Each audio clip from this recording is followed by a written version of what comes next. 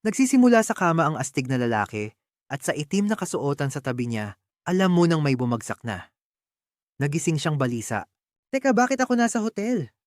Bakit wala ako sa kama ko? Napatingin siya sa gilid at nagtataka. O anong ginagawa ng babaeng to dito? Naging wild din ba ang gabing to? Sa puntong iyon tumawag si Xiaojia sa kanyang cellphone. At mabilis niyang naalala na ito ang babaeng bumasted sa kanya noong freshman pa siya sa kolehiyo. At naroon ang babae. Hoy, bakit hindi ka nagsasalita? Akala mo ang galing-galing mo, ano? Hindi ka ba galit? Tatapusin kita. Lubos na naguguluhan ng bida. Anong nangyayari sa babaeng ito? Binlock na nga siya sa WhatsApp. Bakit parang nag-uusap pa rin sila? Tiningnan niya ang kanyang telepono at nakita niyang nakaraan na pala ang petsa, hindi ba? Ang sikat na reincarnation. Binanggit ni Jiao Jiao si Jiang Chong. Ang bagal mo magbigay ng regalo kaya hindi mo deserve ang pagmamahal ko. Umalis ka na, pinapahirapan mo lang ang sitwasyon. Halos sumali na ang bida sa Kalbo Group, nagpupuyo sa galit. Akala niya mahal siya nito at magsasama sila habang buhay. Ngunit ngayon, bumalik sa tagpo. Natatanggap na niya ang mga mensaheng inaasahan na niya. Gaya ng dati, humihingi na naman siya ng regalo ng may parehong drama. Dati bulag siya sa pag-ibig at hindi man lang iginagalang ang sarili niya. Pero sa buhay na ito, irerespeto na niya ang sarili niya. At agad niyang sinabi, Jiaoja, tapos na tayo. Naguguluhan naman siya at gustong malaman, Chong, anong sinasabi mo? Akala mo ba makikipaghiwalay ka sa akin? Sagot niya, nabaliw ka na ba? Kaya kitang hiwalayan kahit kailan ko gusto. Paalam. Gusto niyang malaman kung bakit sinasabing mabuti nang magbigay siya ng dahilan o magagalit siya. Sinabi lang ng bida na hindi sila magkasundo. Yun lang. Paalam. Gayunpaman, sigurado siyang babalik ito at magmamakaawa ng tawad sa kanya. At mas mabuting huwag siyang iyakan nito. Naku, grabe. Ibinunyag ng bida na sa nakaraan niyang buhay, 2 beses siyang niloko nito. Kawawa naman siya. Talagang nagpakamartir siya. Tapos lumabas na nga ang tunay na bida ng kwento. 'Di ba? Ang sikat na system. Nagtataka ang bida na para bang iniwan ng kanyang ama sa supermarket. Gusto niyang malaman kung ano ang nangyayari. Tumayo siya para tingnan. Nakita natin na ang astig na lalaki ay 18 taong gulang at mukhang 85. Wow, ang buhay ay na-reset na. Ano pa nga ba ang kailangan niya? Ngunit ngayon ay kikita pa rin siya ng 0.10 centimos kada segundo o $8,000 kada araw. Tuwang-tuwa ang maton dahil malinaw na bayad kada segundo ang sistemang ito. Wala na siyang kailangang gawin. Bukod pa rito, tumanggap siya ng starter kit. At nang buksan niya ito, isang dilaw na ladrilyo ang nahulog sa mesa, 10 milyon bilang panimula, isang kotse, at ang kakayahang iskan ang pagkakaibigan ng mga tao. Malinaw naman ang tungkol sa pera, pero hindi niya maintindihan ang tungkol sa pagsusuri. Hoy artist, diyan mo ba ginamit ang lahat ng iyong lakas para atakihin ako ng puting liwanag na yan? Umalis ka na, matanda. At agad namang sinubukan ng bida ang pagsusuri ng pagkakaibigan. Yukong ang pangalan ng matapang na babae. Wow, ang pangit naman ng pangalan. Tiyapoy mo taong gulang, 1.5 metro ang taas at mukhang 93. Grabe, nagsisimula tayo rito sa isang matangkad. Bukod pa rito, ang antas ng kanilang pagkakaibigan ay 60, na medyo normal. Gayunpaman, hindi maintindihan ng bida kung ano ang ibig sabihin ng privacy value na nakasulat doon. Nagpasya siyang i-click para makita kung ano ito, at natuklasan na ito ang bilang ng mga taong nakasalamuhan ng taong iyon sa buhay. Wo, ito ang pangarap ng mga red pills, di ba? At naguguluhan naman ng protagonista. Kung ibig sabihin nito ay ang bilang ng mga taong nakasama niya at isa ang nakasulat doon, malamang ay siya ang una. Tapos nakita natin siyang tinatawagan ng tangang si Jiaoja sa bar at syempre hindi siya sinasagot ng sunod-sunuran. Wala na talagang natira para sa beta. Pero nakita niya ang matapang na babae na umiiyak din doon. Pareho silang nakainom ng husto kaya siguro kahit mababa ang kanilang pagkakaibigan, nagawa pa rin nilang maka-score dito. Nagising ang babae na naguguluhan at natatakot. 'Di ba? May isang psycho na nakatitig sa kanya na parang asong naglalaway sa manok sa palengke. At tinanong niya kung bakit ito nakatayo lang doon, na parang weirdo. May pinagsisisihan ba ito o ngumingiti? Tumalikod siya at sinabing naalala lang niya ang nangyari. Gusto nitong malaman kung bakit siya napabuntong hininga sa gitna ng gabi. Wow, ang tapang naman! Sabi niya, Nagsisisi siyang hindi niya ito nakilala ng mas maaga. At kakatuwa, ipinagkaloob ng sistema sa kanya ang mabilis na dila sa pinakamataas na antas. Dinadagdagan nito ang lakas ng lahat ng muscle cells sa kanyang dila at binibigyan ito ng walang kapantay na flexibility at lakas.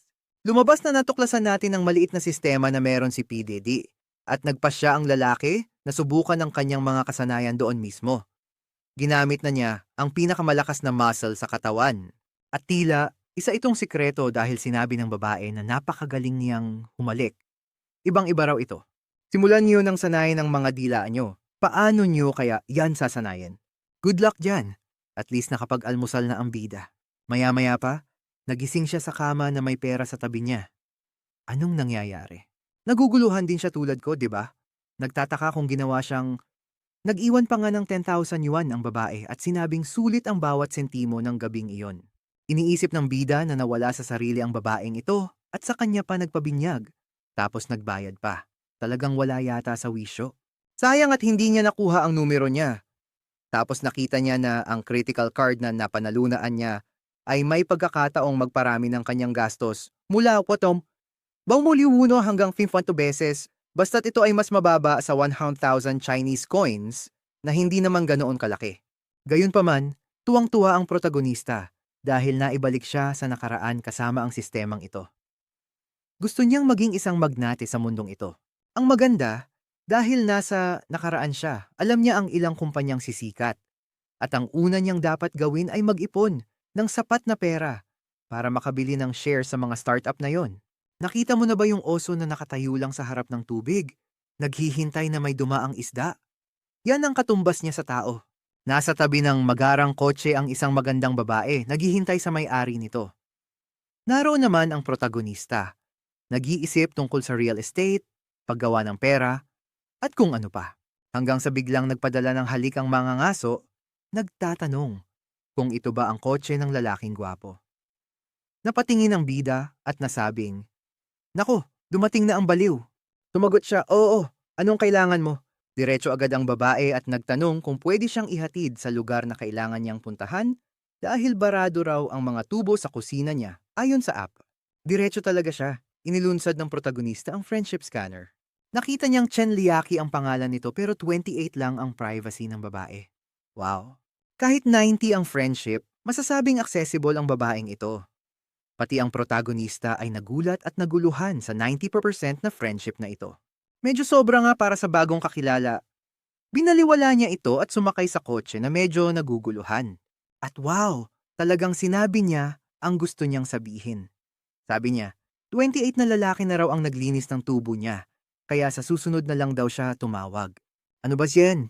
Iniwan pa talaga siya sa alikabok. Nagtataka naman ang loko kung paano niya nalaman na mayroon siyang 28x.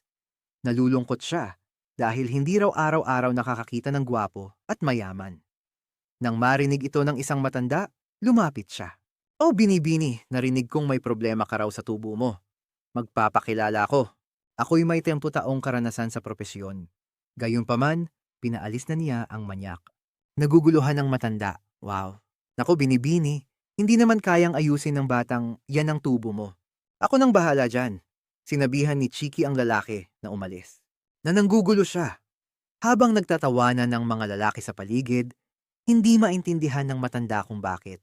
At sabi ng isang lalaki, "Hoy matanda, hindi mo ba gets? Hindi tubo ang problema." Hindi.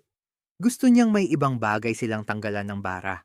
Tiningnan niya ito, iniisip na, wow, ang bilis talaga ng mga kabataan ngayon. Samantala, tumipa siya na parang tanga kaya nasira ang sapatos niya. At sa ngayon, nakapunta na ang ating bida sa ahensya ng real estate. Ipinark niya ang kanyang magarang sasakyan. Ngunit naisip ng lalaki roon, eto na naman ang mga batang nanghihiram ng kotse ng kanilang mga ama para lang manggulo dito. Bumaba ang protagonista sa kotse na parang isang Max Steel action figure sa kanyang postura. At nakita ng babae sa reception na nakatitig ang lalaki. Ibig sabihin, siya ang haharap dito nang mag-isa. Medyo hindi siya kampante, ngunit nagpakilala siya bilang Miss Zia at nagtanong kung paano siya makakatulong. Nagpabili ng isang balde ng fries ang bida. Talaga naman, di ba? Nandito ang kumag para tumingin ng mga bahay. Kaya tama nga. Diyos ko! Ano pa nga ba ang gagawin niya sa isang ahensya ng real estate? Nagpapakyut pa siya, ipinapakita ang lahat habang ang lalaking umignore sa kanya ay humihingi lang ng tawad sa kawawang babae. Malupit ang mundo ng negosyo at kailangan niya munang matutong pumili ng kliyente. Ipinapakita niya ngayon ang isa sa mga bahay na pinakamaganda at pinakakomportable. Medyo makatwiran ang presyo at isa ito sa mga sikat na modelo. Ano sa tingin ninyo, sir? Gayunpaman, sinabi ni Jong na huwag pansinin yon dahil interesado siya sa mga nagkakahalaga ng halos 1 milyon. Nagpalingalinga siya at sinabing naiintindihan niya, ngunit gusto niyang malaman kung mayroon siyang anumang kagustuhan. Gusto raw niya yung madaling paupahan. Ayaw niya ng hindi pa tapos. At pwede rin daw ang bahay na may magandang renovation. Napansin na ng bida sa pag-aalinlangan niya na tila baguhan pa siya sa lugar na ito. Bagamat batayan ang komunikasyon, ang maganda ay wala pa siyang mga taktika sa pagbebenta, kaya't ang lahat ay tila taos-puso. Si Shia ay 19 taong gulang, wandong may 73 ang taas at mukhang 90. Wow, lahat ba ay may 90 at 92 sa katawan, ano? Medyo mataas ang presyo nito. At saka, ang privacy na napalitan ng kasosyo mula sa nakaraan ay zero na. Ipinapakita niya ngayon sa mga lalaki ang ilang maliliit na bahay, lahat sa pagitan ng 800,000 hanggang 1 milyon. Tinanong niya kung may iba pa siyang gustong opsyon habang iniisip nito kung paano makakakuha ng ilang malapit sa 1 milyon para masigurado ang critical hit. Kaya tinanong niya kung maaari silang makipagnegosasyon sa mga ari-ariang malapit sa 1 milyon. Kung mapabababa niya ang presyo ng bawat isa sa 1 milyon, babayaran niya agad ang lahat ng 5. Medyo nagulat siya. Nababayaran niya ang lahat ng sabay-sabay. At sinabi niyang oo, babayaran niya ngayon at siya na rin ang magpapatakbo ng paupahan para sa 5. Alam na ng tusong babae na malaki ang kikitain niya sa komisyon at sa buwanang kita mula sa pangangalaga ng 5 bahay. Kaya pumayag siyang gawin ito agad. Samantala, ang hangal na nagdesisyong baliwalain siya ay nagtatago sa may pintuan, gustong malaman kung bakit ang kakatuwang batang ito ay may sobrang daming pera.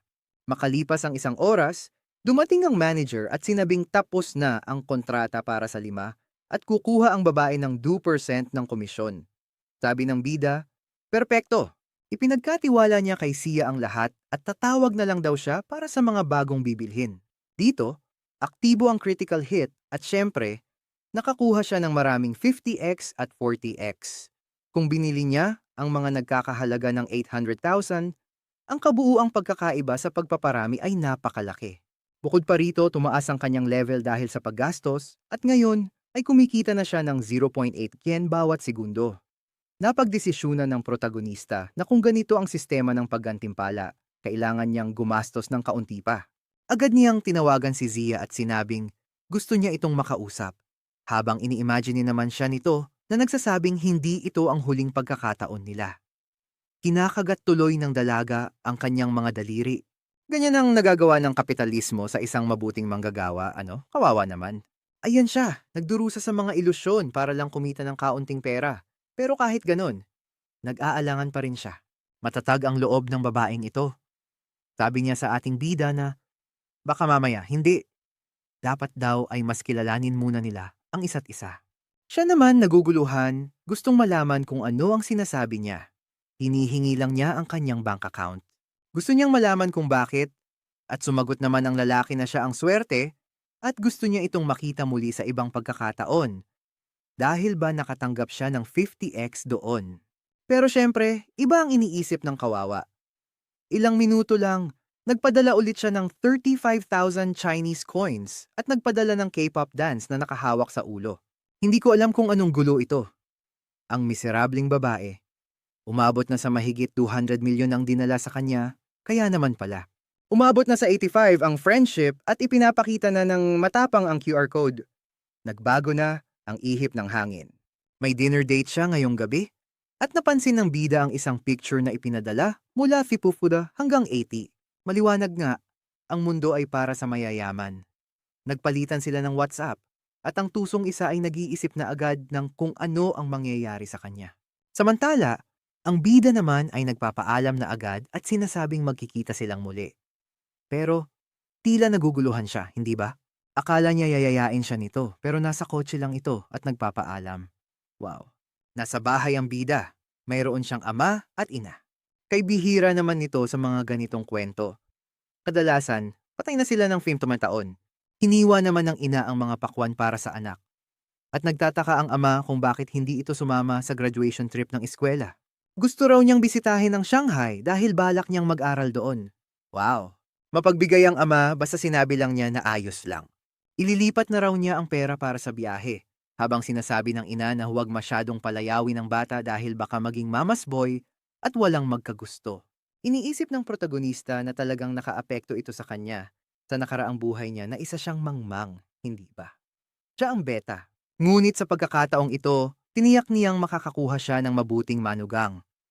Kinabukasan, nasa eroplano na tayo at nalulungkot ang bida dahil bumili siya ng economy class dahil puno na ang lahat ng upuan. Papaupo na sana siya nang bigla siyang may nabangga. Pero gaya ng dati sa mga ganitong kwento, may magandang babae kahit saan. Halata namang isa na naman siyang biktima. Ang pangalan ng babaeng ito ay Jo Ying at ipinaliwanag ng ating bida na ito ang kanyang upuan. Sinabi niyang nagkataon lang na malapit siya. At paglingon mo, wow, naka-diaper ang anak ko. Ano yon? Nag-uusap ang dalawa nang sumulpot ang bantog na beta na tinatawag ang dalagang marikit at sinasabing isang karangalan ang makasabay siya sa paglalakbay. Magiging isang kamanghamanghang biyahe ito. Kinuha ng bida ang upuan sa bintana pero sinabi kay Joy na doon na lang siya. Pero hindi ito pinalampas ng beta. Sabi niya, nakababata, para sa babae ang upuang yan. Hindi basta-basta nagpapalit ng upuan sa eroplano. Sabi ng bida, magkasama sila at wala siyang dapat ipaliwanag. Samantala, umupo siya pero hindi pa rin tumigil ang fan ng VTuber, di ba? Sabi niya, "Hoy, miss, pupunta ka ba sa Shanghai?" "Hindi, wag na. Sa ere pa lang, tatalon na siya palabas ng eroplano, magbubukas ng parachute, at sa ibang lugar, lalapag. Hindi siya pupunta ng Shanghai. Gago. Hindi niya pinansin ang kawawang beta at gusto niyang malaman kung ano ang gagawin ni Zhongchang sa Shanghai. Para sa trabaho raw ito. Wala lang daw yon, simpleng biyahe lang. Sabi naman niya, ang sarap magbakasyon. Kawawa naman. Nakaupo lang siya sa sulok at sinasabing 1 taon din siyang tumira sa Shanghai at maraming manloloko roon. Dapat daw mag-ingat siya para hindi mabiktima ng mga hotel. Bukod pa rito, sinabi niyang sa isang napakagandang hotel siya tutuloy na inihanda na ang lahat at kung gusto raw niya, maaari niya siyang papuntahin doon. Gayunpaman kitang-kita na nakatanaw lang si Joe Ying sa bintana at hindi siya pinapansin. Dito, sinabi ni Jung Chong, "Kaibigan, kalma ka lang, okay? Nakatawag na ako ng taxi papunta doon. Kasama ko siya, kaya hindi mo na kailangang mag-alala." Pero hindi pa nagtatapos dyan si Jung Chun, di ba? Nakikita niya ngayon ang pagkakataong hiyain ang ating bida at gustong malaman kung saang hotel siya naglalagi. Sinabi ng protagonista na ito ay sa isang lugar na tinatawag na Amanyong yun. Agad namang natakot ang bata. Mukhang isang resort daw kasi iyon na sobrang mahal magpabook. Agad namang sinabi ng lalaki na kakaiba ito. Kung nasa magandang hotel siya, bakit sumakay siya sa ekonomiya sa eroplanong ito? Nagstay rin siya doon at kadalasan hindi ka na sinusundo sa airport. Sinabi ng bida na nakakuha siya ng villa doon at tila nagulat ang lalaki. Alam ni Joe Ying na nagkakahalaga ito ng 80,000 kada gabi. Hindi niya inaasahan na ganoon siya kayaman. Sagot niya, alam na alam niyang mas mayaman pa nga ito. Dahil sa eskwela, bukod sa sikat, isa rin ito sa pinakamaganda. At oo, alam ng lahat na tuwing sinusundo siya, laging sa mga luhong sasakyan. Isa pa, siya yung tipo na karamihan ng lalaki ay walang lakas ng loob na tignan sa mata. Gayunpaman tahimik lang siya noon sa pag-aaral. Pero noon kasi, si Xiaojia lang ang mahalaga sa protagonista, hindi ba? Para lokohin, isa nga siyang tunay na hangal. At tila may problema ang kanyang pamilya dahil sinabi niyang hindi na siya ang mayaman na anak. Napansin ng bida na sumama ang timpla, kaya nagpa siyang baguhin ang usapan at nagkwentuhan sila tungkol sa mga araw ng eskwela. Nang maibaling ang atensyon niya, napansin niyang mas magaan na ang paligid at naisipan niyang tingnan ng mahalaga ang stats ng babae. 18 taong gulang, 172, 96 sa itsura, 96 sa katawan. Grabe, Pinupuntos na agad ng mga babaeng to. Gusto kong malaman kung anong ibig sabihin ng 100 sa 100 para sa artist. At ang mas nagpahanga sa bida ay mayroon na siyang 75 sa pagkakaibigan. Siguro pinapanood niya ito sa eskwela at hindi niya alam. Medyo kakatuwa iyon. Dumating ang mga lalaki sa airport nang biglang, "Wow girl, sinundo mo talaga siya ng ganyan ang suot mo." Sa tingin ko, mali ang kasuotan mo para sa trabaho mo, pero sige na nga. Narito siya para sunduin siya ngayon. Siya ang magiging personal na trooper nito. Aba, sinabi pa ng bida na napaka-profesional daw ng Aminyong Yun Hotel. Nakikita ko ang kanilang pagiging profesional. Kaya gusto malaman ng ating bida kung saan tutuloy si Joy Ying. At sinabi niyang sa bahay ng kaibigan niya, nakabaligtaran pa ng direksyon. Kaya magta-taxi na lang siya. Pero sabi niya, hindi pwede.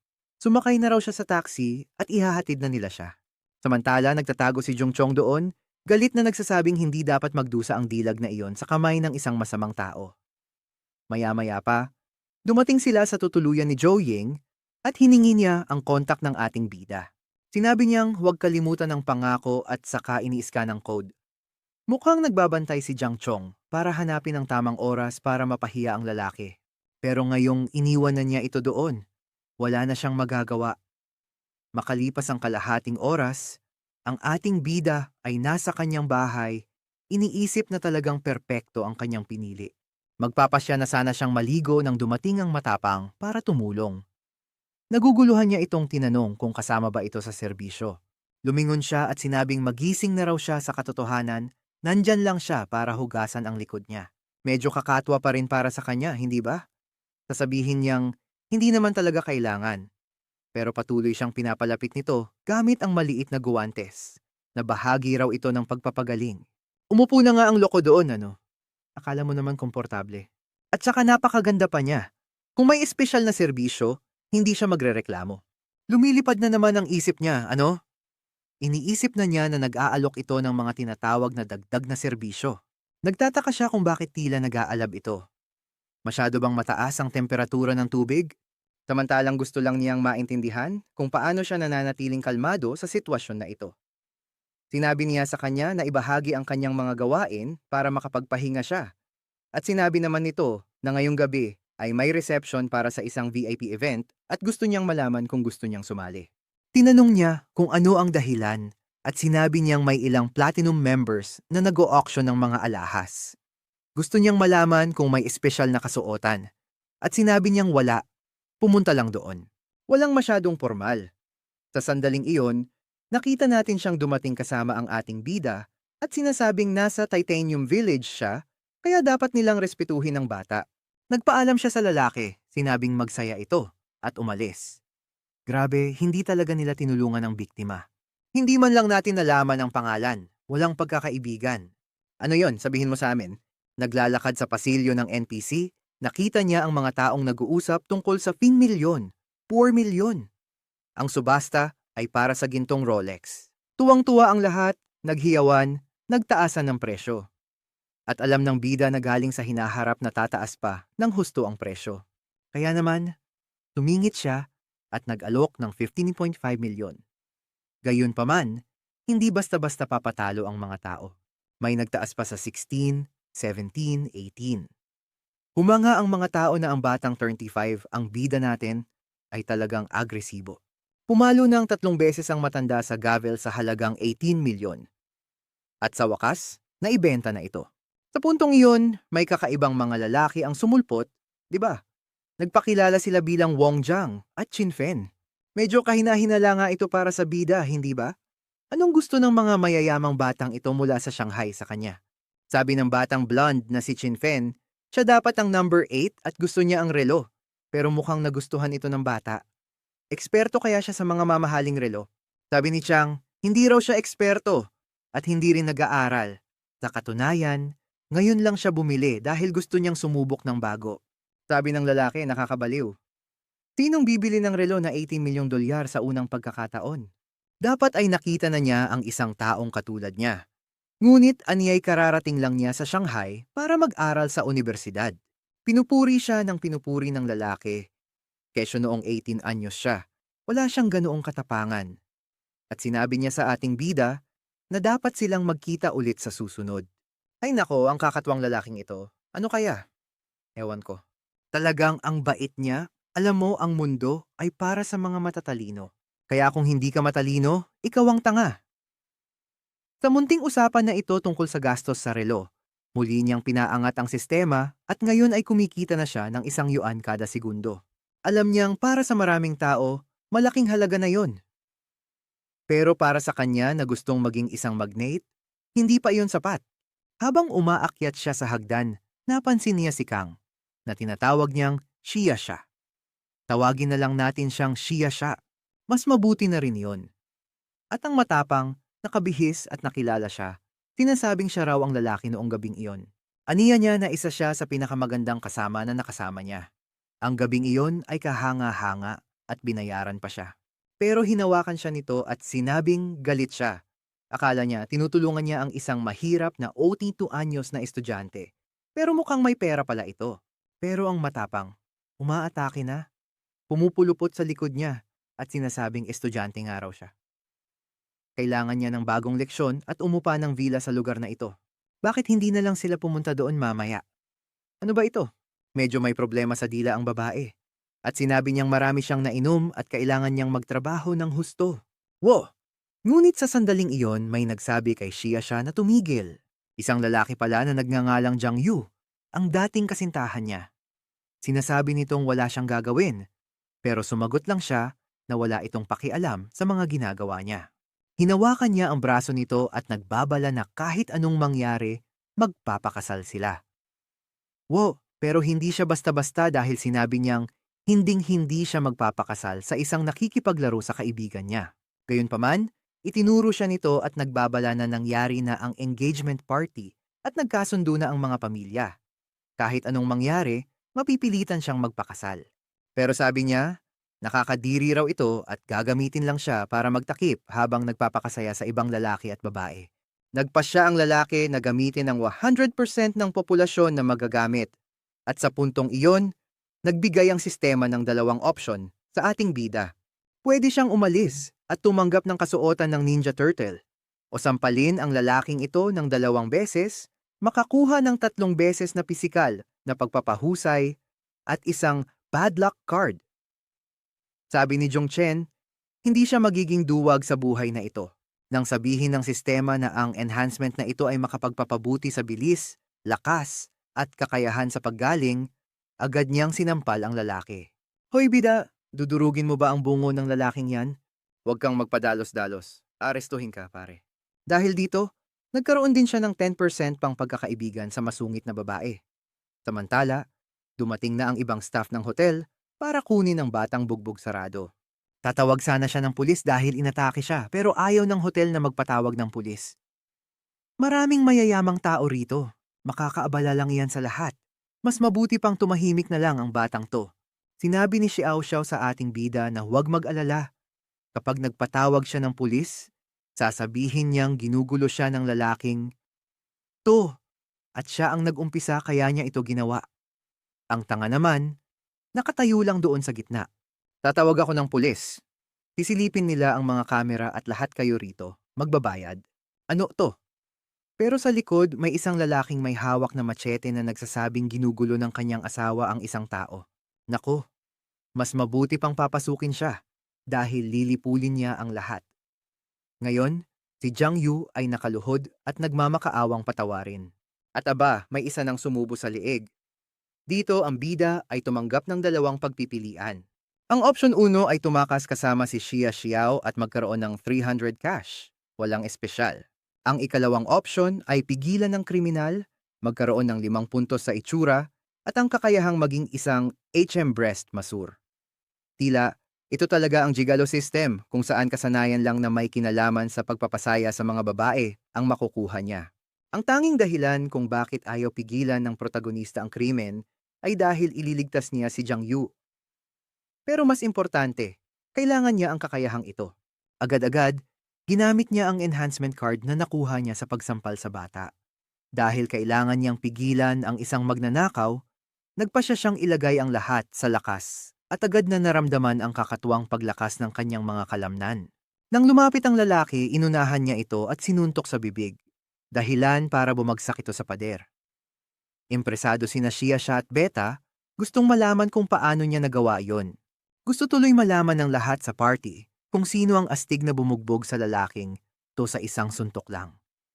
Nagpasalamat pa ang pulis sa kanya at sinabing isa siyang tunay na bayani. Kung hindi dahil sa kanya, mas malala pa sana ang nangyari. Pero halata namang gusto pang magdusa ni Jiang Yu sa buhay na ito, hindi ba? Nagsumbong siya sa pulis na sinaktan siya ng lalaking ito. Marahas daw ito at hindi dapat dayain. Gayunpaman, pumaling ang pulis sa mga tao at tinanong kung totoo ba ito. At nang mismong sandaling iyon, dumating ang matapang na babae para tuluyang sirain ang buhay ng sawi. Sabi niya hindi raw totoo. Niloloko lang daw siya ng lalaking ito. Pinipilit magpakasal, problema sa pamilya. Napasabi na lang ang pulis na, wow, naiintindihan ko na. Gets ko na. Samantala, napagtanto ng bida na naipaliwanag niya ang buong kwento at nagpasalamat sa kanya. Tinasabing, hindi niya hahayaang gumawa muli ng anumang laban sa kanya si Jiang Yu.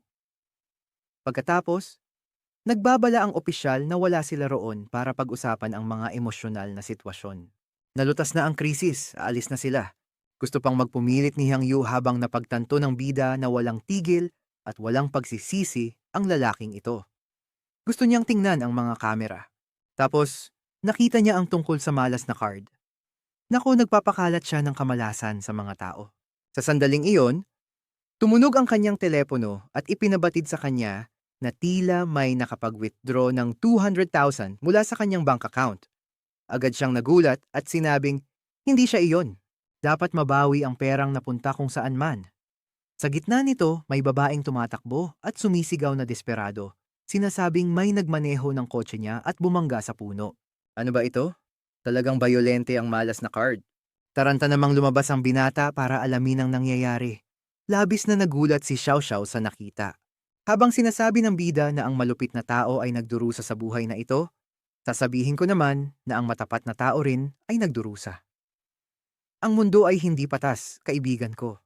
Sa kasamaang palad, dahil lang papasok ka sa kwartong iyon na may korteng buwan na puwet, akala mo lahat ng tao ay may ganitong magandang buhay.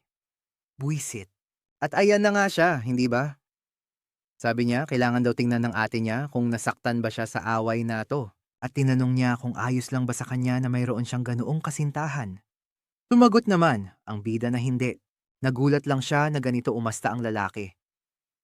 Ipinapaliwanag niya na malubha ang kalagayan ng kanyang lolo at para matahimik, wala siyang nagawa kundi pakasalan ng lalaking ito dahil mayaman ang pamilya nito. Ngunit nang malaman niyang gusto rin ng lalaking ito, ang kapwa lalaki at nasangkot sa kaibigan niya, sinabi ng bida na huwag siyang mag-alala, na hindi na niya kailangang magdusa pa. Hindi niya sukat akalain na wala talaga siyang pakialam sa relasyon na ito. Bakit kaya wala siyang pakialam? Ano na naman kaya ang gusto niya sa'yo, anak?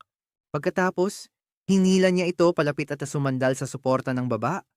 Tinasabing huwag mag-alala dahil aalagaan niya ito. Kinabukasan, naglinis ng tudo ang mga kawawang katulong sa buong silid. At di nagtagal, naroon na ang ating bida sa restaurant. Ipinost ng isa niyang kaibigan sa school group na kaarawan niya at nakakuha siya ng malaking relo. Naintriga ang lalaki at biglang hiniling na hiramin ang mga binti ni Xiao Xiao para sa kanyang kaarawan. Medyo naguluhan naman si Xiao Xiao at nagtanong kung kaarawan ba niya. Sabi niya, hindi naman sa ganun, basta akin na, yang mga binti mo, babae. Sagot naman niya, sige lang. Tapos nagpost ng ganito, nagpost ng ganyan, nagpost doon. Diyos ko, bakit niya tinapakan ng tinapay? Tila medyo napalayo ang imahinasyon ng artist, kaibigan. Huwag isama ang personal na kagustuhan sa kwento, pwede ba? Kumuha ng litrato ang bida sa lahat ng bagay, iniisip na okay lang. Sa edad na 18, hindi siya nagkaroon ng kotse, pero ang bilis ng makinang ito ay walang kapantay. Ipinadala niya ito sa group chat ng mga kaibigan niya at lahat sila'y gulat na gulat. Wow! May mga lalaki doon na nakakuha ng bahay, isa pang nakakuha ng kotse, isa na nakakuha ng RTX 590. At mas gusto nilang lahat ang babae. Hindi sa ano paman, pero malakas ang isang 5090 man. Di nagtagal, dumating siya sa dealership ng kotse. Sige na, bilisan mo. Ipakita mo na lahat, nandyan na siya. Tignan mo yon, nandyan na. Ayan na naman ang isang kalbo, pandak, at matandang lalaki na may kasamang magandang babae. Nagpapayabangan na naman ng pera. Nag-aalangan pa nga ang babae, sinasabing masyadong seryoso ang pagbili ng ganitong kotse. Pero sabi niya, "Babe, susunduin kita araw-araw kapag nagsimula na ang mga recording mo at kailangan komportable ka." Pero sabi ng maikling bestida, hindi raw kailangan. Gusto lang niyang maging leading lady ng bida at nangangakong magsisikap siya. Nangyayari ang usapang ito habang dumarating ang protagonista at nakikinig sa lahat. Nakilala niya si Suwan, isang matapang na babae na sa ilang taon ay magiging isa sa mga diyosa ng entertainment. Tila kakaibang libangan nga ito dahil sumikat siya dahil sa mga kuhang litrato sa pool. Nandyan naman pala ang pugita. Sinasabing piliin na lang daw niya ang gustong kotse at saka sila magiinuman. Pero tila gustong tumakas ng babae sa matanda at sinabing may meeting siya sa kumpanya at kailangan ng umalis. Ngunit binalaan siya ng lalaking tila veheta na mas mabuting sumama na lang siya. Wow! Gayon pa man matigas ang babae. Sinabi niyang kahit anong sabihin ni Mr. Hang, hindi siya magpapatalo at gawin nito ang gusto niya. Wow, bihira yan Sinagot niya ang kalbong tito. Inutusan pa ng bida ang sarili niya. Kailangan niya siyang ilayo sa sitwasyon at papirmahin sa kontrata. Sa ganoon, makakatanggap siya ng espesyal na bagay. Alam ng bida na ang pinakamadaling paraan ay mapagtanto niya na kaya niya itong bilhin. Hiningi niya ang mga kondisyon para makabili ng laterary. Tiyak na ang La Ferrari ang tinutukoy niya. Ayon sa babae, limitado lang ang modelong ito. Kailangan niyang dumaan sa ilang pagsubok bago maging VIP para lang makabili nito. Tanong niya kung hindi ba siya kwalipikado. Sabi naman nito kung gusto niya talaga, hindi imposible. Tinanong niya kung ano ang kondisyon at sinabi ng babae na medyo mahaba ang waiting list. Karamihan sa mga tao ay ayaw iwan doon ang kanilang pera. Kaya may mga pagkakataon na may mga pwesto siyang pwedeng agawin. Sabi niya, ayos lang. Naroon siya para bumili ng buo at namamangha ang dalaga. Gulat ang matanda habang interesado na ang suwan na yon. Kahit si Boss Hang na nagpapanggap mayaman ay hindi magkakaroon ng ganoong kalapangan. Tinusubukan ng babae na ipaliwanag na hindi niya naiintindihan ang halaga. 50 milyong yuan o halos 7 milyong dolyar. Gayunpaman, sinabi lang niya na katanggap-tanggap ang halaga. Biglang sumulpot na naman si Chin Fen at sinabing narinig niyang may bibili ng laterary at gusto niyang makita kung sino. Hindi niya akalain na ang ating bida pala yon. Ang lumikha ng aura ng pera, hindi ba? Isa siyang sugat ng sunjin ng mga credit card. Kaswal niyang sinabi, "Oo, dumating ako sa Shanghai kahapon. Wala akong kotse, kaya bumili ako dito ng kaswal." Medyo naguluhan si Chin Fen. "Pare, hindi iyang kaswal. Talagang nagyayabang ka na dyan." Tinanong ng lalaking nakatali si Chin kung kaibigan niya ito para sabihing nakilala niya si Jiang Cheng kahapon. Bumibili raw ito ng relong 18 milyon. Talaga ba? Kaya kampante siyang may pera siya. Napansin ng matanda ang mamahaling relo sa braso niya. Sigurado siyang may pera ito. Nagpapasalamat na siya sa bata sa pagpili sa kanila at sinabing sa ganyang klaseng relo, siguradong walang problema sa pera. Samantala, napapatingin ang matanda at hindi mapakali ang suwan na iyon. Hindi pa siya nakakita ng mayaman na basta na lang gumagastos ng ganito. Sigurado si Chin Fen na daan-daang milyon o higit pa ang kayang gastusin ng batang ito. Dahil dito sabi ng kalbong lalaki, "Hoy, tigilan mo nakakatingin sa bata dyan. Pirmahan mo na yang kontrata. Bibiling ko ang kotse para sa iyo, magiging masaya ka." Gayunpaman, patuloy siyang tumatanggi, sinasabing mayroon siyang importanteng meeting na pupuntahan.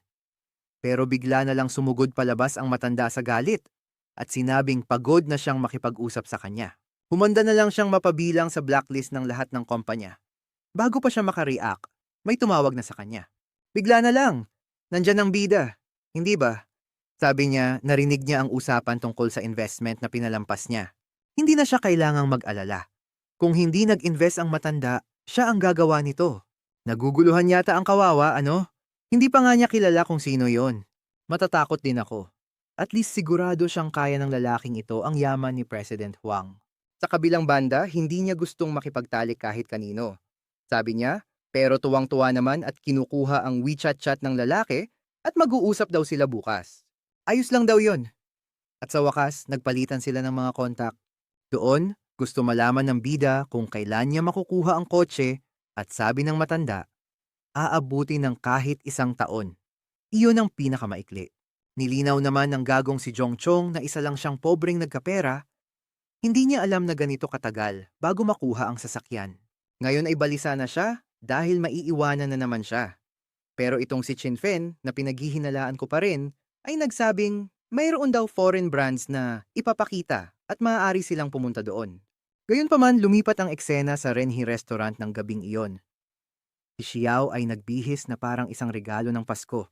Bakit ang dami mong saplot para kang manyika sa RPG? Dinala niya ito sa mesa at sa teorya, ito ang pinakamahal na pagkaing mayroon. Gayunpaman, sinabi ng matigas na lalaki na ang gusto lang niyang kainin ay nakabalot doon. Nagpaalam siyang magpahinga at bigla siyang hinalikan sa pisngi. Ngunit sa sandaling iyon, ipinakita ni Jiang Chen ang kanyang katapangan. Umupo siya at agad na nagtanong tungkol sa ibang babae. Gusto niyang malaman kung kilala niya si Suan. Sinabi niya kay Xia siya na isa itong artist na nagtatrabaho sa parehong kumpanya niya. Pero sa pagkakataong iyon, nagustuhan niya ba ito? Sabi ng bida, hindi raw. Nakikita lang daw niya ang potensyal sa babae. Ano kaya ang tingin niya rito? Si Xia Xiao, na mas lalong gumaganda sa anggulong ito, ay nagsabing hindi gaanong nagbibigay pansin ang kumpanya, ngunit may maganda siyang pagkakataong umunlad. Oh, wow! At sinabi pa niya sa lalaki natin na hindi niya kailangang itago. Kung gusto niya raw, pwede pa siyang tumulong. Ayos lang sa kanya, pero sinabi niya na huwag na itong maging hangal. Isa pa, gusto niya itong tratuhin ng maayos. Gusto ni Xia Xiao malaman kung balak ba niyang mamuhunan sa babaeng ito. Sumagot siya ng oo. Gusto niyang maglagay ng pondo sa proyekto nito.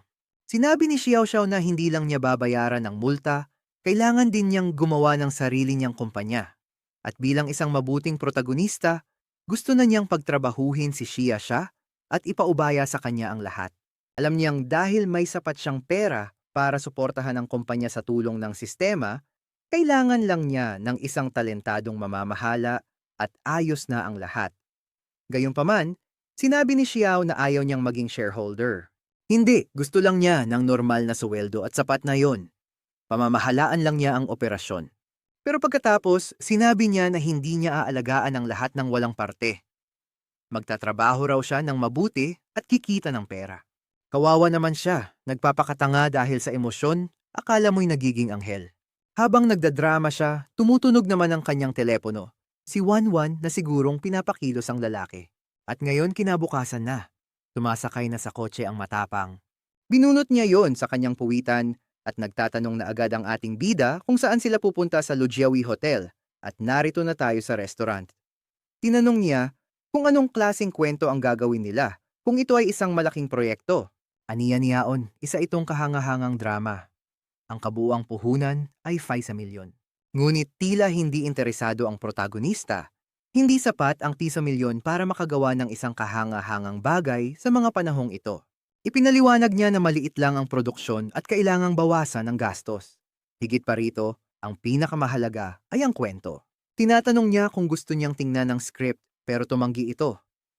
Naroon lang daw siya para pag-usapan ng pamumuhunan. Kakaiba para sa kanya na hindi man lang nito gustong makita ang script ng kwento. Pero ang sabi lang nito ay interesado itong mag-invest ngayon. Gayunpaman, may isa itong kondisyon. Kailangan daw niyang pumirma ng kontrata ng eksklusibo sa kumpanya nito na para sa kanya'y walang katuturan. Isa pa rin siyang ordinaryong artista at kailangan niyang bayaran ng parusa. Sabi ng bida, hindi raw problema yon. Ngunit, naiisip na ni Suan na may iba pa siyang gustong mangyari. Hindi siya isang inosente at mangmang na babae sa mundong ito at alam niyang gusto niyang pagsabayin ang dalawang bagay. Nagkaroon siya ng aktres at kasama sa gabi. Gayunpaman, umiling siya na nagsasabing, hindi pwede. Nanatili siyang tapat sa mga nakalipas na taon at hindi niya iyon basta-basta isusuko. Kaya naman gusto niyang malaman kung anong entertainment company ang mayroon siya. Sabi niya hindi pa siya handa pero malapit na. Bukod pa rito, nakausap niya si Xia Xia, na nagpahayag na hindi siya gaanong pinapahalagahan sa trabaho niya. Ngayon, ang tusong babae ay todong ngiti, gustong malaman kung ano ang mga espesyal na kinakailangan. Ang pagkakaibigan ay nasa fifth nita. Alam ng bida na ang fifth po siya ay halos katumbas ng pagiging estranghero. Kung hihingin niya ang pinakamagaling niyang gawa, baka pumayag pa siya. Pero hindi dahil gusto niya, na hindi naman gusto ng bida. Kaya sinabi niya na kung isa siyang artista sa kumpanya niya, hindi niya ito hihilingan na gumawa ng anumang hindi naaangkop na kontak. Bigla namang labis na nasasabik ang babae. Sa paglakas ng kanilang pagkakaibigan, gusto niyang malaman kung maaari niya itong tawaging boss. Sinabi niya na sobra ang boss at sinabihan siyang tawagin na lang siyang kuya. Nagpatuloy ang usapan at natapos niya ang misyon na kunin siya. At dahil doon, nakatanggap siya ng 20% ng shares ng isang investment company na tinatawag na Hench. Sa isip ng loko, may paraan na raw siya para ipaliwanag sa ama niya kung paano siya yumaman. Hindi ko alam kung sapat na ang dokumento ng binili niya, pero sige na nga. Gayunpaman, tinawagan niya ang kanyang ama, ikinuwento na nag-invest siya sa kumpanyang ito, lumago. At ngayon ay kikita siya ng mahigit 600,000 kada buwan. Nandoon ang ina sa hula hoop, sinasabi sa matanda na maghanda na dahil malalampasan na siya ng anak niya. Samantala, gusto na agad malaman ng bida kung gusto nila ng maliit na regalo na kukunin niya para sa kanilang dalawa. Ngunit uso na sa mga kwento ngayon na mabait ang mga pamilya at wala silang hinihingi. Dito niyaya ng bida si Suan. Tapos sinabi niyang pupunta siya kung saan man gusto ng sugar daddy niya. Titingnan lang daw niya ang ilang piyesa. At sa isang iglap, nasa isang tindahan na sila ng relo. Ang motto ay, walang bumibili ng mamahaling relo. Iniingatan mo lang ito para sa susunod na henerasyon. Wow, ang mayaman, ang tanga-tanga. Dumating na ang ating bida. Gaya ng dati, may matandang lalaki na naman kaya na may kasamang magandang babae na magpapasa ng pagnanasa, hindi ba? Tila may nakakilala kay Miss Suan na nagsasabing sinasamahan niya ang isang kaibigan na tumitingin ng mga relo. Pero para sa kaibigang naka-green headband, isa siyang hangal. Ang daming gwapo sa industriya ng entertainment. Hindi niya dapat sayangin ang oras niya sa ganyang lalaki, dapat maghanap siya ng mayaman. Naku anak, punit na ang medyas mo. Talagang hindi maganda ang kalagayan mo sa pera. Ang isang baliw. Mayroon palang 70 kaibigan ng babae mula sa nakaraan. Kumusta mandirigma, nag-o-overtime ka? Bukod pa sa 20% lamang ng pagkakaibigan sa ating lalaki. Dito, tinatanong ng matanda kay Ru kung sino ang nakababatang babaeng ito. At sinabi niyang isa lamang itong babaeng sumasali sa isang maliit at hindi kilalang drama. Gayunpaman, nagpakilala ang lalaki bilang si Wong Hai at sinabing isa siyang investor sa industriya ng pelikula, di ba? At kung interesado siya, kailangan lang niyang kunin ang card niya. Alam naman ni Suan na mas mababa ang antas ng aktres na yun sa kanya. Ngunit magaling siya dahil ginagamit niya ang ibang parte ng katawan niya sa pag-arte. Nagpasalamat na lang siya sa card para matapos ang usapan at umalis. Samantala, gustong malaman ng tindero kung anong klaseng relo ang hinahanap ng ating bida. Narito ang protagonista sa tindahan para bumili ng relo para sa kanyang ina. At nag-alok ang lalaki ng isa sa halagang 380,000 na akala niya ay mura. Na halos kalahating milyon. Nakikinig lang pala si Ru sa gilid. Gustong malaman kung sinong klaseng tao ang nagsasabing mura ang 318,000. Samantala, si Swan naman ay natatawa lang sa paghihirap ng tangang nagtangkang ipahiya siya. Tinanong ng bida kung gusto ni Swan ng relo, pero tumanggi siya. Wala raw siyang pambili. Hindi naman syempre. Nasabi niya ang perpektong linya para bigyan siya ng sistema ng misyon na bilhan siya ng relo. Dito sinabi na niya na kung gusto niya, bibilhan niya ito bilang regalo. Sabi naman niya, hindi pwede. Mas gusto niyang paghirapan ng pera at bilhin ito ng mag-isa. Habang nakatanaw ang kaibigan mula sa labas, iniisip na isa siyang tanga. Isa pa, nagpapapansin lang tong lalaking to sa harap ng lahat.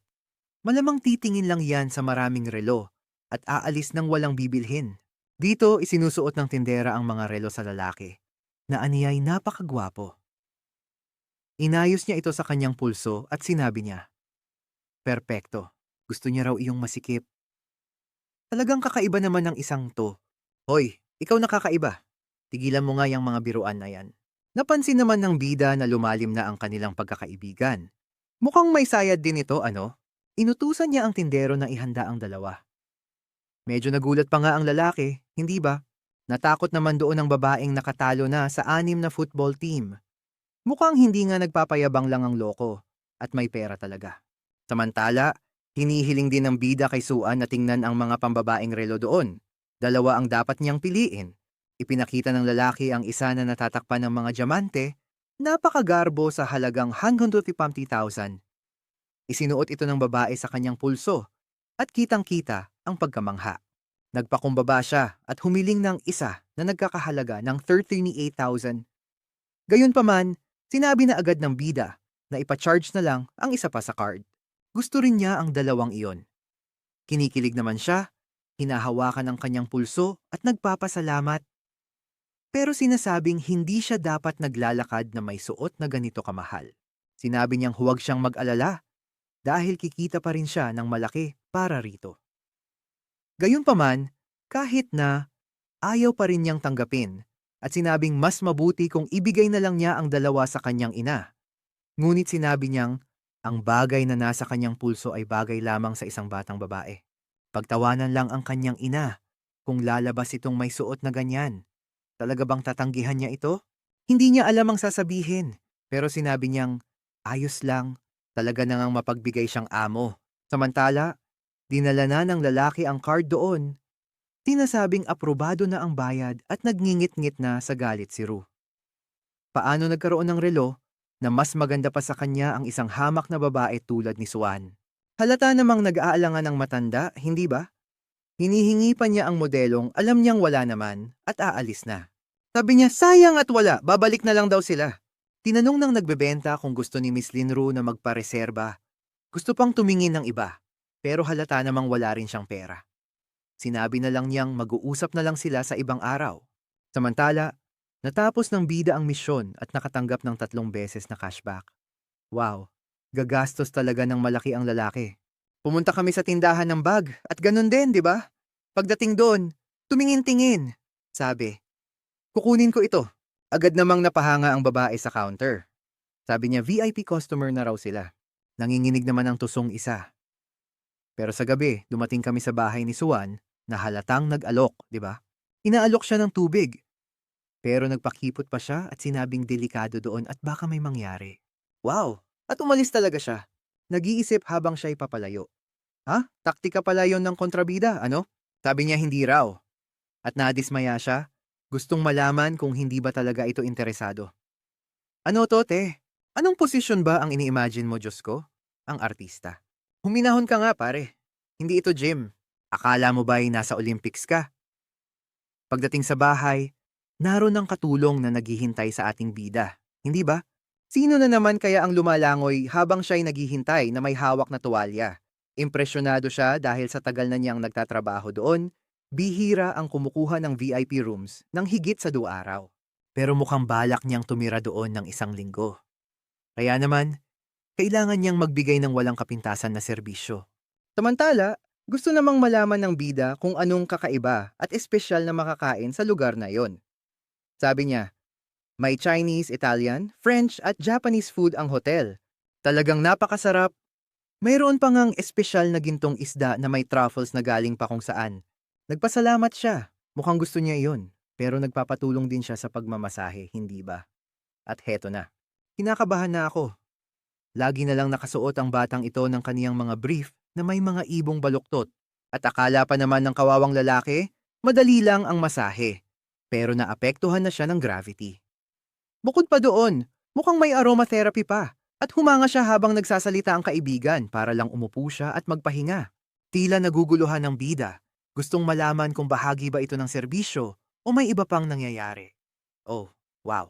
Sa tingin ko, hindi ko alam kung gaano kumpleto ang serbisyo, di ba? Pero sabi niya, hihintayin niya ito bukas dahil dadalhin niya ito sa car meet. Sa tingin ko, normal lang ang lahat dahil iniisip niyang nagpadala siya. Sa imahinasyon niya, kinabukasan, nasa isang car event tayo at Diyos ko, ang protagonista natin ay nakasuot ng pinakakasuklam-suklam na estilo na nakita ko. Ang pangit naman ng kurbatang yan, at mukhang hindi sumipot itong si Chin Fen, yung clueless na blonde kasama ng bida, sa huling minuto. Pero hindi naman niya kailangan ng lalaking yon para gumastos, kaya susuriin niya ang lahat. Ang problema lang, medyo hindi umabot sa inaasahan niya ang mga kotse. Ang pinakamahal hanggang ngayon ay 2.2 milyon. Pero napansin niya ang isang grupo ng tao na nagkukumpulan sa isang kotse at nagpasyang tingnan ito. Pero pagdating niya roon, ang nakakuha ng atensyon ay si Joe Ying, ang babae sa eroplano. Sandali, hindi ba't siya yung inosenteng babae sa klase na tutok sa pag-aaral?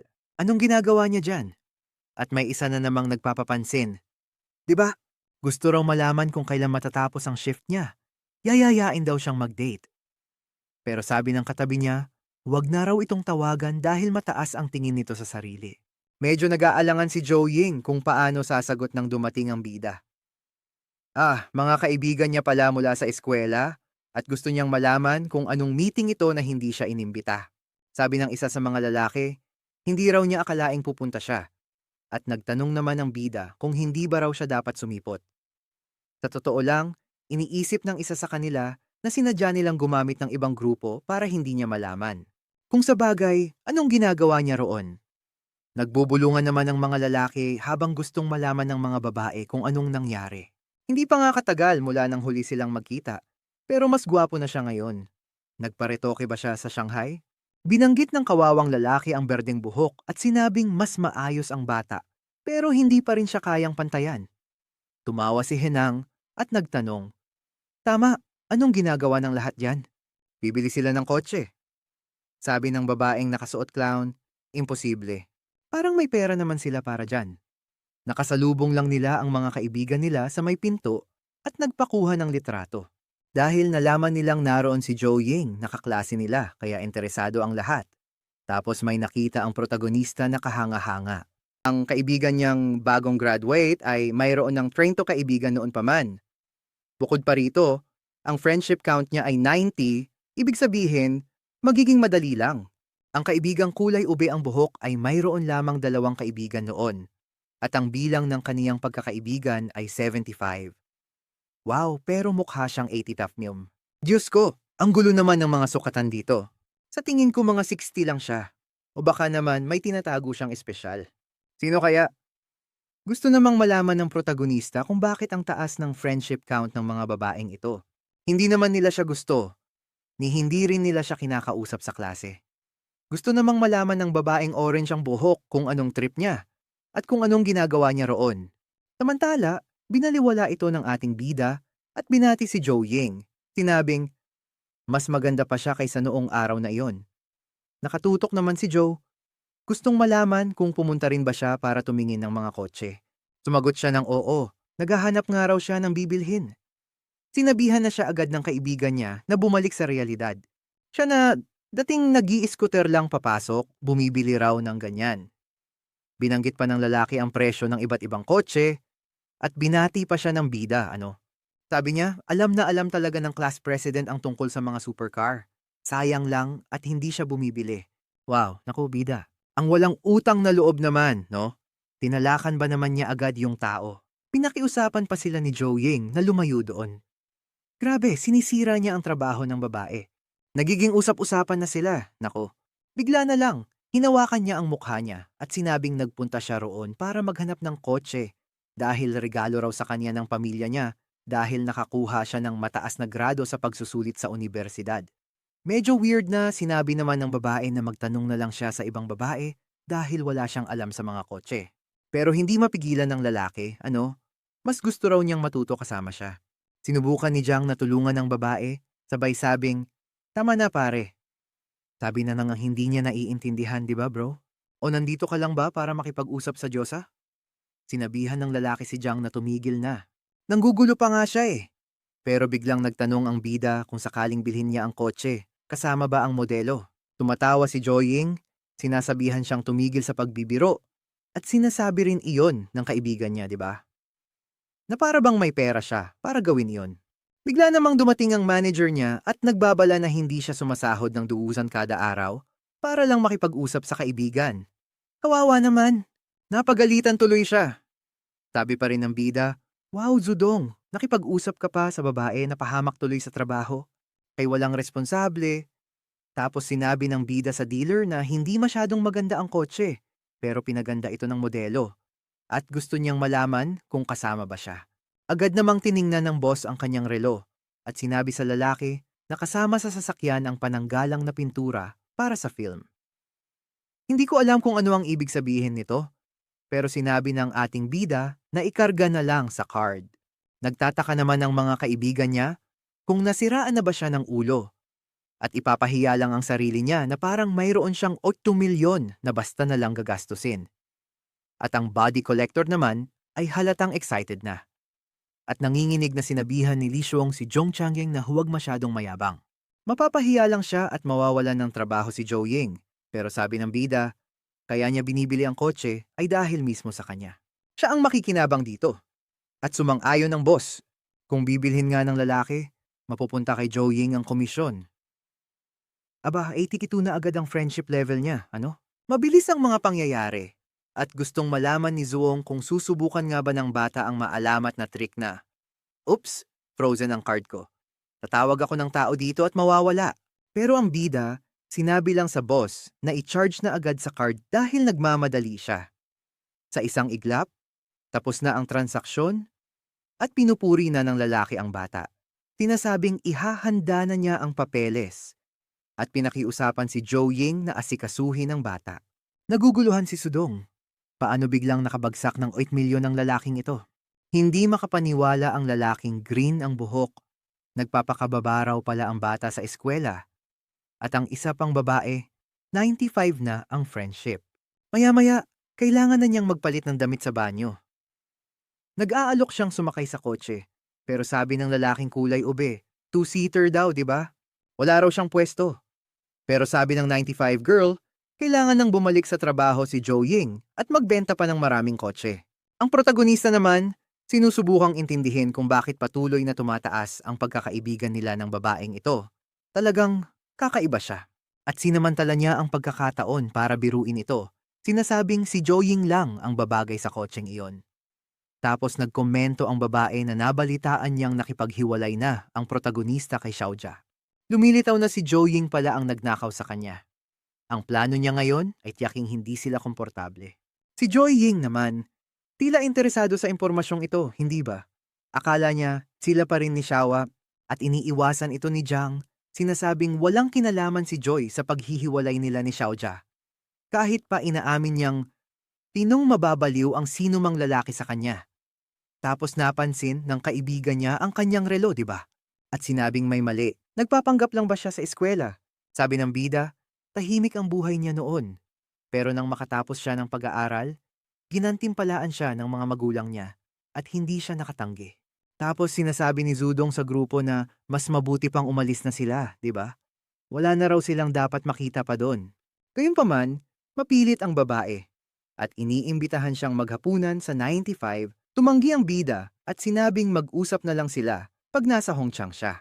Tuwang-tuwa naman siya at sinabing nasa kaniya ang numero niya at kailangan lang nitong tumawag. Ang dating syudad pala niya iyon, na marahil ay hindi na niya dapat pangbalikan. Oh, gayunpaman sinabihan ng bida si Joy Ying na bumalik sa trabaho at siya na ang titingin-tingin. Nagpasalamat naman ito habang sinabi niyang wag nang maging formal dahil magkaklase pa rin sila. Bigla, napadaan siya sa isang pulang kotse. At ang isa pang babae ay biglang interesado, gustong magbenta rin. Paano kaya? Iniisip na agad ng binata na kasama niya si Xia Xiao sa loob. Talagang kakaiba siya. Talaga namang kakaiba ang isang to. May sarili siyang mundo. Ipinaliwanag ng babae na 9.5 milyon ang presyo doon. Pero sinimulan niyang gamitan ito ng mga sales tactics. Sinasabing makakakuha siya ng kung ilang taon ng maintenance, kung ano pa man. Pero sinabi lang nito na i-charge na lang sa card. Bukod pa doon, gusto niya ng seremonya ng paghahatid, tama ba? Siguro ipapadala niya ito kay Xia siya sa napakagandang paraan. Sabi ng babae, hindi lang yon. Siyempre, mapipili niya ang lahat ng gusto niya at ang paghahatid ay eksakto ayon sa plano niya. Habang nag-uusap ang dalawa, biglang may isang babaeng nagla-livestream sa kotse. Sabi niya, ang kintab ng pulang kulay na yon ay nagpapalabas ng alindog ng isang babae at tinanong kung may interesado sa mga bro sa live na bumili nito. Sabi naman ng mga lalaki sa live, hindi raw kagandahan ng kotse, pero iginigiit niya na sinumang babaeng makakakuha nito ay mai-in love. Bigla na lang, isinama niya ang lalaki natin sa stream niya at sinabing mapagkakatiwalaan ito. Pinili niya at siguradong gaganda ang buhay niya. Kapag umabot ng 3,000 likes, i-interviewin niya ito at ibabahagi niya ang kanyang opinyon tungkol sa kotse. Wo. Gayunpaman, tinanong siya ng nagbebenta kung bibili ba siya o nanggugulo lang. Napagalitan tuloy at naguluhan, ano? Pero tumitingin lang naman ako eh. Anong problema? Hinihingi naman ng nagbebenta na huwag siyang lumapit o patunayan na may sapat siyang pondo para bilhin ang kotse. Naguguluhan naman ang babae dahil nakita niyang sumakay ang batang ito sa kotse. At ipinaliwanag ng babae, tama na binili niya. Kaya nga, sa live na awa ang mga kawawang lalaki sa clown makeup, habang si Joe Ying naman ay hindi makapaniwalang gumastos ang bida ng 20 milyon ng basta-basta. Pagkalipas ng 2 oras, nagunat ang ating bida. Sa wakas, nalagdaan na ang lahat ng papeles at iniabot na ng lalaki ang mga susi. Napili na rin ng sistema ang plaka niya. Agad namang dumating ang lalaki para ihatid ang plaka. Kinabit ito. At kahit ang nagbenta ay naguluhan. Gulat na ang plaka ay mayroon pa ring mga inisyal na JC. Tama, Jiang Cheng. Ang walang hiyang mayaman at maimpluwensya. Sabi ng protagonista, wala raw iyon. Matagal na raw niyang naireserba ang plakang iyon, at iyon na nga. Gayunpaman, hindi nagustuhan iyon ng nagbebenta. Alam niyang itinatago ng batang ito ang kanyang impluwensya, at iniisip niyang isa itong tanga. Ngunit sumagot siya, nakahanga-hanga na nagplano ito ng maaga. Pagkatapos, tinawag ng bata ang protagonista sa isang baluktot na posisyon at sinabing, handa na ang lahat. Habang sinusubukan pa rin ng amo na alamin kung sino ang batang ito, kung saang pamilya siya kabilang, ilang minuto lang, dumating si Joe doon, hindi ba? Nagpapasalamat sa ating bida para sa araw na ito. Dahil nagkita sila ng hindi sinasadya, siya ay uuwi na galing sa trabaho. Kumain kaya sila sa labas? Papayag na sana siya nang bigla siyang tawagan. Tumawag ang kaibigang green-haired at sinabing hiniwalayan siya. At kapag hindi raw siya pinuntahan at inalagaan, tatalon siya sa ilog at magpapakamatay. Bahagyang naguguluhan ng bida dahil sa biglaang pagtawag ng lalaking ito. Grabe, nagpakumbaba pa siya sa kaibigan niya. Sinabi niyang itutuloy nila ang inuman at kainan mamaya. Kailangan niyang tulungan ang kaibigan niya. Bahagyang napahiya naman ang babae at sinabing ayos lang. Akala niya noon may gusto ang lalaking green ang buhok kay Shuya. Maya-maya pa dumating ang bida sa bar at tinanong kung gusto pa rin ba ng kumag na tumalon sa ilog. Pare, patahimikin mo nga at paupuin para makapag-usap sila. Tapos sabi niya, nalaman kong isa akong S, pare. Hindi ako makapaniwala, ang sakit talaga. Palagi niya akong pinagsasabihan, pero akala ko gusto niya ako. Pero nang pansinin siya ni Liewong, iniwan niya ako.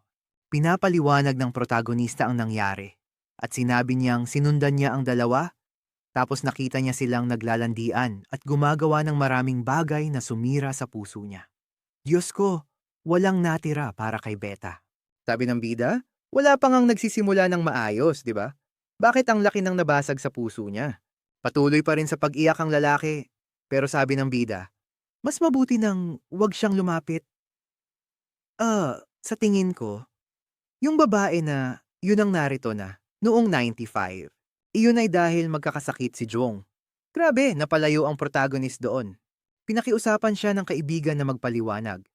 At sinabi ng ating bida na tila magulo ang buhay niya. Ang sasabihin lang niya sa kaibigan niya ay inalis niya ang isang bomba. Naiintindihan daw niya, nagpasalamat sa pagdamay at nag-toast sila. Maya-maya, sumakay na siya ng taxi. Nagpadala ng mensahe ang protagonista sa kotse nang biglang sumulpot si Chen Li. 65 partners, hindi ba? Gusto na agad ilunsad ng artist ang record ng 1,000 sa isang araw. At sinasabi ng babae na kotse ito ng boyfriend niya, kaya mas mabuti pang alisin niya ang kamay niya at lumayo o pagbabayaran niya ang mga pinsala. Pero bigla nang tinitigan niya ito ng mabuti biglang naguluhan. Sinabing lasing siya at kamukha raw nito ang boyfriend niya. Seduction technique yata yon, ano? Pero binibigyan siya ng problema ng protagonista. Sinasabing hindi naman daw siya kamukha ng girlfriend niya. Grabe. Pero desperada ang babaeng ito kaya gusto na yatang nakawin ang bato niya. Sigurado yan. Bigla na lang sinabi niyang naglalaro siya ng PUBG at alam niya ang paraan para manalo. Gusto niya ba raw makipaglaro? Tila hindi interesado ang bida, sinabi lang na mas gusto niya ang Honor of Kings, ano? Siguro ibang laro yon. Kasabay nito dumating ang streamer at nagtanong kung siya ba ang nagpatawag ng driver. Sumagot naman siya ng oo. Bakit kaya hindi umubra ang kapitalismo doon, ano? Sabi niya, streamer siya. Pero sa libreng oras niya, nag-Uber siya. 'Di ba? Para kumita ng kaunting dagdag na pera. At hindi pa nga raw ito Uber. Parang designated driver lang. Imaneho ka lang niya. At bigla nga siyang sumulpot at sinabing bilib na bilib siya. Hindi niya akalain na may Ferrari SF90 na naghihintay doon, nag-uunat at dumadamba sa hood. Habang sinasabi naman ng kakatuwang PUBG girl na marunong din siyang magmaneho ng mahusay. Gayunpaman, sinabi ng protagonista na ayaw niya ng anumang libre sa buhay na ito dahil karaniwan itong humahantong sa komplikasyon. Pero ang gusto niyang malaman ay kung nagsusumikap ba ang kapitalistang streamer. Alam mo, naawa ako sa kanya. Kung talagang marunong siyang magmaneho ng supercar at sinabi niyang, huwag mag-alala dahil nagkaroon na siya ng automotive review blog at nakapagmaneho na ng ilang sports car, grabe. Ginagawa niya ang lahat para mabuhay. May tumulong sa kawawang nilalang na ito. At iyon na yun. Walang naging partner dati. Siguradong mababaliw ang bida. Pangalan, Chao Yingyin. Nasa kotse na. Nagpaalam pa kung pwede mag-stream at pumayag naman ng protagonista, di ba? Pero ganito ba talaga siya araw-araw? Ipinaliwanag niya na hindi siya laging nagla-live. Pero normal na nagmamaneho siya pabalik-balik, kaya isinaset na niya ang kotse para mag-record kapag bumibilis siya.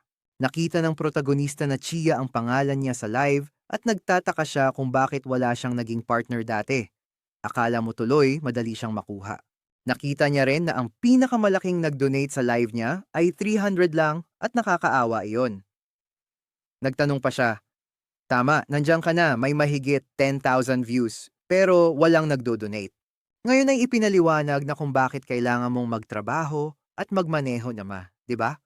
Mas madali sana kung mag-focus ka na lang sa pagmamaneho dahil wala namang kinikita sa mga live na, yan, grabe. Pero gusto pa niyang insultuhin ng kawawang babae. Sabi niya, wala kang pera, hindi ka kumikita. Wow, isa kang bigong babae, hindi mo man lang ginagamit ang katawan mo. Kumikita ka ba? Anong magagawa ng kawawang babae, di ba? Sabi niya, hindi raw siya magaling humingi ng donasyon. Ipinapakita mo na ang lahat ng iyong itinataya. Pero sige, tama, mukhang nakakit siya ng mahinang audience para sa pera. Bumibilis ang takbo natin, pauwi na tayo. Ibinabalik niya ang susi at sinabi ng lalaki natin na talagang mahusay siyang magmaneho. Naging komportable at kalmado ang lahat.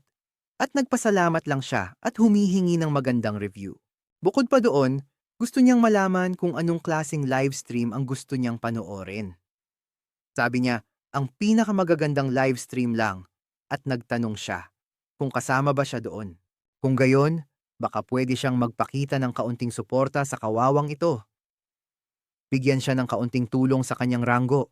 Sumagot siya na hindi niya alam kung mayroon siyang ganoong kalaking pera sa kanyang account. Ngunit sinabi niya na kung gusto niya, ay maaari niya itong imbitahan para uminom. Teka, di ba zero siya tapos nag-aalok siya ng ganyan? Anong nangyayari? Tila naiintindihan ng bida na gumagawa siya ng drama sa buhay niya. Siguro gusto niyang bayaran niya ang mga bayarin at magbigay ng donasyon at aalis na lang. Di ba? Nang walang ginagawa. Pero para sa kanya, naglalakad itong parang tupa sa kulungan ng tigre. At doon, tinanong na niya kung anong klaseng tubig ang gusto nito. Naalala niya na parang normal na usapan ito sa isang uri ng kwento at nag-iisip siya ng kung ano-ano, hindi ba? Talagang siya ang tipo na magkakagusto sa videong ito. Mga bata, tapos na tayo. Isa na namang gagastusan ng pera. Tulad na lang sa video na ito na tumutulong kay Mamoru na gumawa ng mas kapanapanabik na content para sa kanyang mga manunood.